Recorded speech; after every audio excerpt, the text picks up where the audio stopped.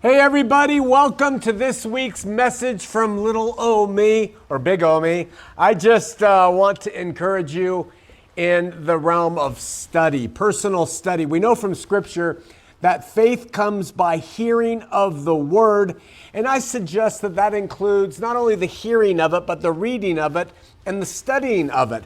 Paul wrote to the believers in his day that they should study to show themselves approved. And I couldn't agree more. It's not to show yourself approved to men or that God is saying you must study for me to love you. It just means that you are studying as a means to grow your faith.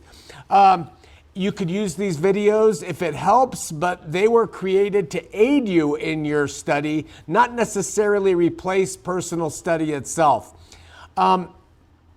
Opening the Word of God read by the Spirit is such a valuable fortification to people in their walk. It shouldn't be a burden.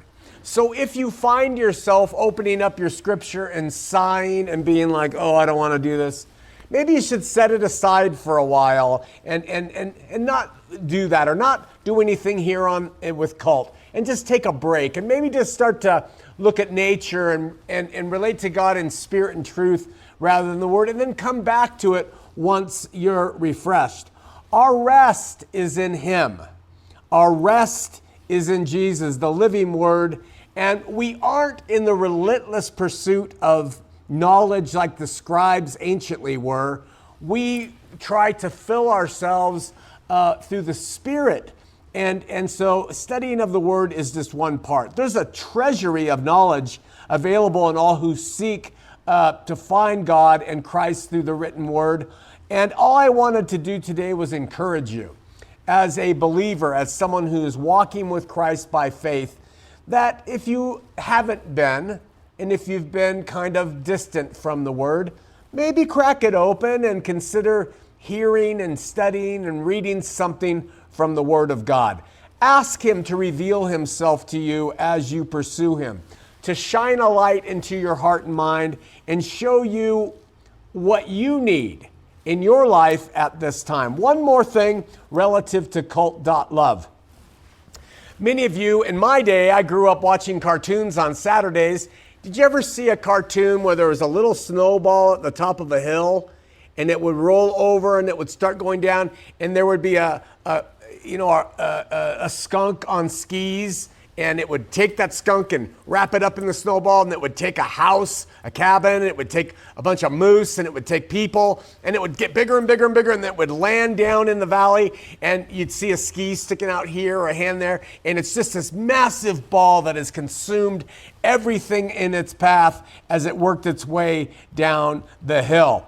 What we're doing here with cult.love is akin to our going up to that massive ball and telling the people who are trapped in it, you can be free from religion.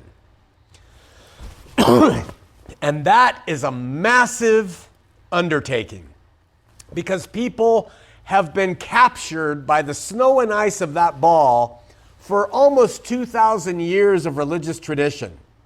And for us to come along and say, hey, it's done, it's over, you don't need it, that is like saying you don't need water, your body doesn't need water for some people. Everybody believes, yes, we need church because Jesus is coming back. And so the task in front of us is really quite large, and it's not going to be easy. And so we have created these different courses. And I have just personally gone through, and I'm almost done with the first set of courses.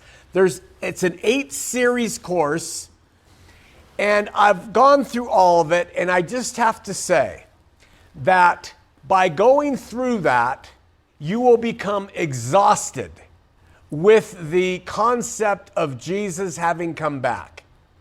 And the reason that we spend this first course on that notion is because if He did come back, as those 8 courses constantly refer to and in many ways prove, then the religions of today And all that they're about are errant.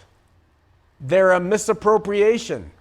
They are anachronistically messed up.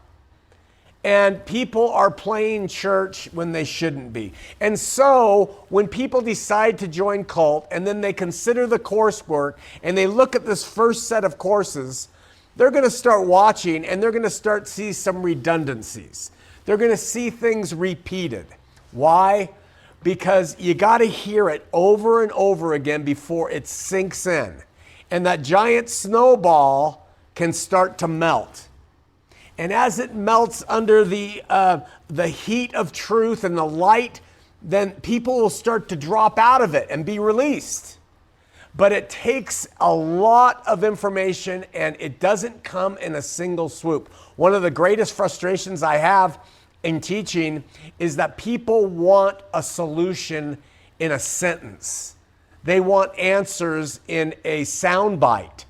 When the reality of it is, we do have to study to show ourselves approved of the positions we take. And what I'm just trying to reiterate to you is that in the first course offered here on Cult, we're creating a second course right now, which is all about the principles which Christians live by.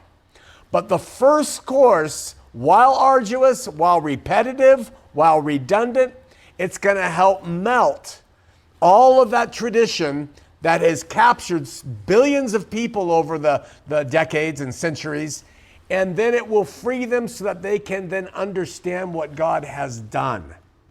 And I just wanted to bring that out to you and point that out to you. If you've embarked on the first course, the 8 series in that first course, you've noticed it's really, really redundant and there's a lot of information about that topic. Did Jesus come back? It's purposeful, it's needed, and I wish you the best by the Spirit as you pursue through it to see if your prejudices can be challenged and prove in need of correction. God bless you. Love you.